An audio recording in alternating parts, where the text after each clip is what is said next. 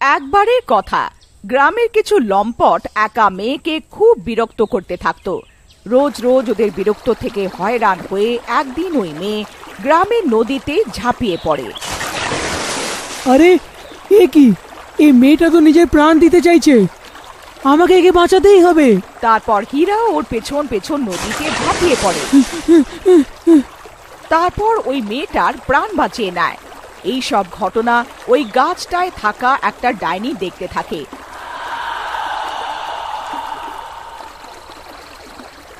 তো হীরাকে ভালোবেসে ফেলে। ও একটা সুন্দর মহিলার রূপ নিয়ে হীরাকে বিয়ে করে ওর সাথে থাকা আরম্ভ করে। তারপর কিছু সময় পরে ওদের বাড়িতে একটি সুন্দর বাচ্চা জন্ম নেয়। হীরা বাচ্চাটাকে কোলে তুলে অনেক খুশি হয়, কিন্তু রেশমা মনে মনে অনেক ভয় পেতে থাকে। আরে রেশমা, কি হলো? দেখো না, ভগবান আমাদের কত সুন্দর মেয়ে দিয়েছে। রেশমা মনে মনে ভাবে, আমি তো নিজেকে সামলে নিয়েছি, কিন্তু আমার মেয়ে এখনো ছোট। কোথাও গ্রামের লোকেরা জেনে যায় যে ও ডাইনি, তো ওরা একে জ্যান্ত ছাড়বে না। কিছুদিন পর রেশমার মেয়ে বাকি বাচ্চাদের মোকাবেলায় অনেক তাড়াতাড়ি বড় হচ্ছিল। একদিন ওই বাচ্চা অন্যদের সাথে খেলতে থাকে। আরে সুমন, দেখ তো একটু, রেশমার মেয়ে কত তাড়াতাড়ি বড় হয়ে যাচ্ছে। এর বয়সের বাচ্চারা তো এর সামনে বামুন লাগছে। তখনই খেলতে খেলতে জাসমিনের রাগ হয়ে যায়, আরো একটা বাচ্চাকে ঘাড় ধরে উঠিয়ে নেয়। আরে মা গো, বাঁচাও বাঁচাও! আরে আরে মরে গেলাম রে! আরে আরে জেসমিন, আমাকে ক্ষমা করে দাও, আমি পরের বার থেকে চিটিং করব না।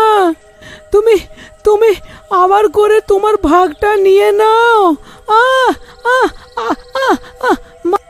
তারপর এই বাচ্চার আওয়াজ শুনে রেশমা জাসমিনের কাছে যায় আর ওই বাচ্চাটাকে ছাড়ায়। আরে পালাও রে! মা গো, আরে বাঁচলাম রে! জাসমিন, এটা তুমি কি করছিলে? আমি তোমাকে মানা করেছিলাম না কখনো কোনো বাচ্চাকে হাত দেবে না। কিন্তু মা, ও আমার সাথে চিটিং করলো। আমি তো ওকে হালকা করে হাত লাগিয়েছিলাম, আর ওর মা মা করে কাঁদতে লাগলো। বেটা, তুমি সাধারণ বাচ্চাদের মতো নয়, তুমি সবার থেকে আলাদা।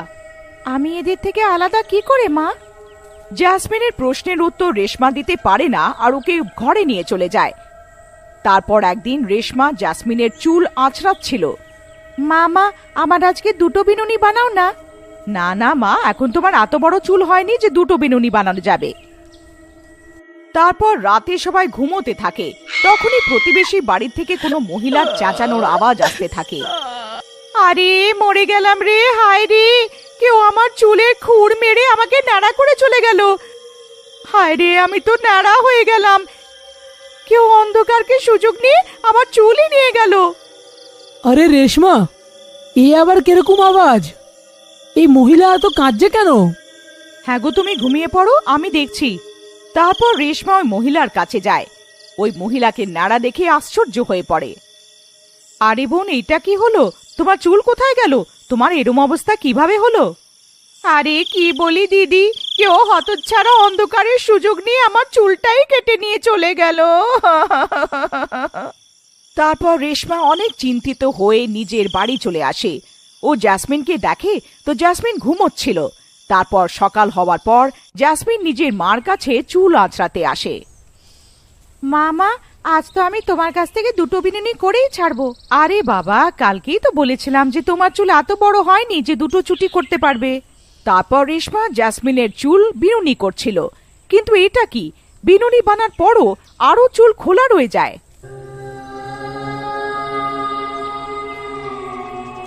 দেখলে মা, এই চুলের আরো একটা বিনুনি বানিয়ে দাও।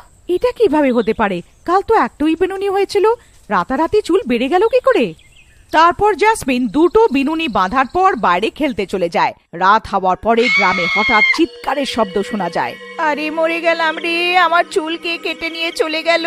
আরে গ্রামের লোকেরা তাড়াতাড়ি এসো, দেখো কোনো হতচ্ছাড়া আমার চুল কেটে নিয়ে গেছে। হ্যাঁ গো, তাড়াতাড়ি ওঠো, দেখো কেউ তোমার বউকে অন্ধকারে ন্যাড়া করে চলে গেল, আর তুমি নাক ডেকে ঘুমোতে রয়ে গেলে। হা হা হা, আরে আমি তো লুটে গেলাম, বরবাদ হয়ে গেলাম। এখন আমি কাউকে নিজের মুখ কি করে দেখাবো। তারপর এইসব চেঁচামেচি শুনে রেশমা আর হীরা ওখানে পৌঁছে যায়। আরে জাগ্গু ভাই, এ তোমার বউয়ের সাথে কি হয়ে গেল? ওর চুল কোথায় গেল? জানি না ভাই, আমি তো ঘুমাচ্ছিলাম, রাতের অন্ধকারে কেউ এলো আর এর চুলে খুর মেরে দিয়ে চলে গেল। রেশমা এই চিন্তায় পড়ে যায় যে আসলে কে যে গ্রামের মহিলাদের নাড়া করে চলে যাচ্ছে। তারপর পরের দিন জেসমিন নিজের চুল বাঁধার জন্য মায়ের কাছে আসে, তো সে নিজের চোখকে বিশ্বাস করতে পারে না। জেসমিনের চুল অনেক ফিট লম্বা হয়ে গেছিল। আরে জেসমিন, এটা কি তোমার চুল রাতারাতি এত লম্বা কি করে হয়ে গেল? মা, তুমি তো জানো আমার বড় চুলের কত শখ। এখন আমি চুলকে খোলাই রাখবো। এতটা বলে জেসমিন বাইরে বাচ্চাদের সাথে খেলতে চলে যায়। ওর লম্বা চুল দেখে ওই ন্যাড়া মহিলাদের আশ্চর্য লাগে আর ওদের সন্দেহ তাই ঠিক হয়। আরে মা গো মা, এর চুলটা তো দেখো, কাল অব্দি কত ছোট ছিল, রাতারাতি কত বেড়ে গেল। তখনই রেশমা দৌড়ে যায় আর জেসমিনকে নিজের সাথে ভেতরে নিয়ে আসে। আরে রেশমা, এই জেসমিনের চুলের কি হয়ে গেল? এত তাড়াতাড়ি লম্বা কি করে হয়ে গেল? এইটা তো অসম্ভব। আসলে হচ্ছেটা কি? হ্যাঁ গো, আমি তোমাকে কিছু বলতে চাই। রেশমা হীরাকে কিছু বলতেই থাকে, তখনই গ্রামের লোকেরা ওদের বাড়িতে আক্রমণ করে দেয়। মারো মারো, এই জেসমিন নিশ্চয়ই একটা ডাইনি হবে। আজ এই ডাইনিকে জ্যান্ত ছাড়বো না। আরে হতচ্ছাড়ি, আমাকে ন্যাড়া করে নিজে এত লম্বা চুল নিয়ে ঘুরছিস? তোর লজ্জা করলো না? খোল দরজা খোল, এখন কোথায় লুকিয়ে বসে আছিস? হ্যাঁ ভাইয়েরা, আজ এই ডাইনিকে শিক্ষাটা দিতেই হবে। মারো মারো। আরে গ্রামের লোকেরা, তোমাদের এত সাহস, আমার মেয়েকে ডাইনি বলছো? তোমরা ওইখানেই দাঁড়াও, এক্ষুনি এক একে মজা দেখাচ্ছি। যে হীরা লাঠি নিয়ে বাইরে যেতে থাকে, রেশমা ওকে আটকে দেয়। না, দাঁড়াও, বাইরে যেও না, বাইরে তোমার প্রাণের ক্ষতি আছে। আরে রেশমা, তুমি ভয় পেও না, আমি এক্ষুনি এই গ্রামের লোকেদের মজা দেখিয়ে আসছি। তারপর এতটা বলে হীরা বাইরে বেরিয়ে পড়ে, আর ওর বাইরে বেরোনোর পর সব গ্রামের লোকেরা ওকে লাঠি ডান্ডা দিয়ে মারতে থাকে। মারো মারো, একে জ্যান্ত ছাড়বো না। আজ এর পুরো পরিবারকে শেষ করে শান্ত হব।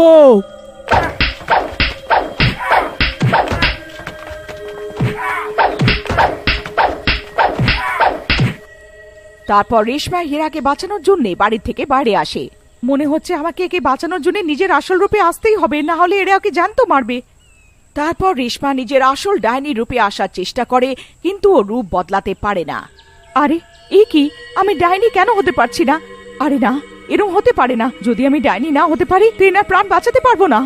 তারপর অনেক চেষ্টা করার পরও রেশমা রূপ বদলাতে পারে না। তারপর ওর মনে পড়ে হয়তো জেসমিনের জন্ম হওয়ার পর ওর সব শক্তি জেসমিনের ভেতরে চলে গেছে। তারপর ও পালিয়ে জেসমিনের কাছে যায়। জেসমিন, তাড়াতাড়ি চলো, তোমার বাবার তোমার দরকার, তাড়াতাড়ি চলো, না হলে গ্রামের লোকেরা ওকে মেরে ফেলবে। তারপর ওরা দুজনে দৌড়ে বাইরে যায়। গ্রামের লোকেরা এখনো হীরাকে মারতেই থাকে। জেসমিন, তোমাকে নিজের আসল রূপে আসতে হবে, নিজের আসল রূপকে মনে করো, তোমার বাবার তোমার দরকার, নিজের আসল শক্তিকে চেনো মা। তখনই নিজের বাবাকে দেখে জেসমিনের রাগ হয়ে যায়, আরো নিজের আসল রূপ আর শক্তি জেনে যায়, আর ওর আকার বাড়তে থাকে।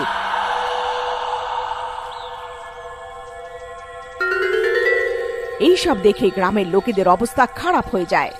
আরে মরে গেলাম রে, এই জেসমিন তো সত্যিকারের ডাইনি বেরোলো। আরে আরে, এখন কি হবে? এই ছাড় আমার বাবাকে, যদি কেউ তাকে হাত লাগানোর চেষ্টা করলো তো তার মুন্ডু তার শরীর থেকে আলাদা করে দেব। তারপর জেসমিনের রাগ দেখে সব গ্রামের লোকেরা ওর সামনে হাত জোর করে দাঁড়িয়ে পড়ে। জেসমিন মা, শান্ত হয়ে যাও, এখন আমি ঠিক আছি।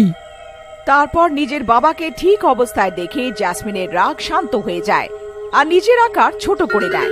তারপর রেশমা সব গ্রামের লোকেদের বিশ্বাস দেয় যে জেসমিনের থেকে কারোর কোনো ক্ষতি হবে না, ও নিজের শক্তি শুধু গ্রামের ভালোর জন্যই করবে। তারপর জেসমিন নিজের শক্তি দিয়ে সব মহিলাদের চুল আবার ফেরত দিয়ে দেয়, আর সেই দিনের পর থেকে জেসমিন সব বাচ্চাদের সাথে হাসি খুশি খেলতে থাকে।